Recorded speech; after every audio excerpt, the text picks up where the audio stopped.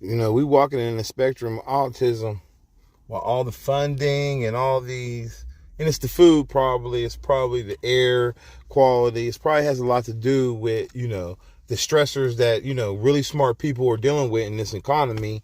you know, you're bringing out children there on the spectrum.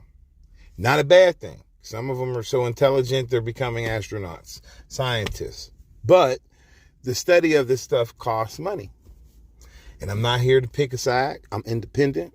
But as I get older, I'm recognizing that if a spectrum comes in, just like when ADHD hit real bad because of the crack epidemic, it caused schools to have to do more for the children that had special needs because their needs were disciplinarian, but the home wasn't in order. So they had to do more due diligence and more processes to make sure they could screen these children. And as we carry on with all the screenings and testings for cancers and all the different degenerate diseases out there, we're losing sight that our children, the ones that they are in the community of, they don't have a job, they don't have resources, they don't have the ability to say or tell you that they need a prescription filled because they're not in a knowledgeable state of mind.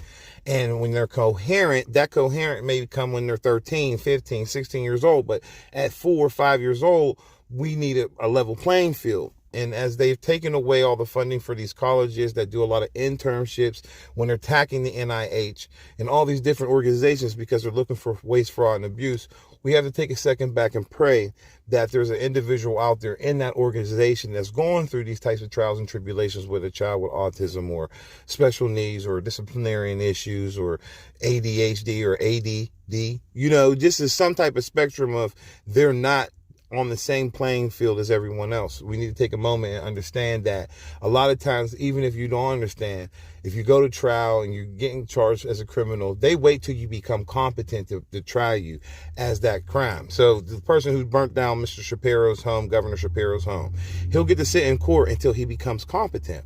If he decides that he isn't competent today, tomorrow, next week, next year, they will not be able to hold that man accountable for his actions because he's in a distressed state of mind.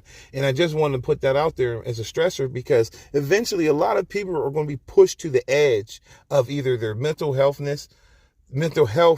being the issue. They were in the military, they had PTSD, they were in an environment where they came from this condition, and now they're in the civilians of society that they depend on social services.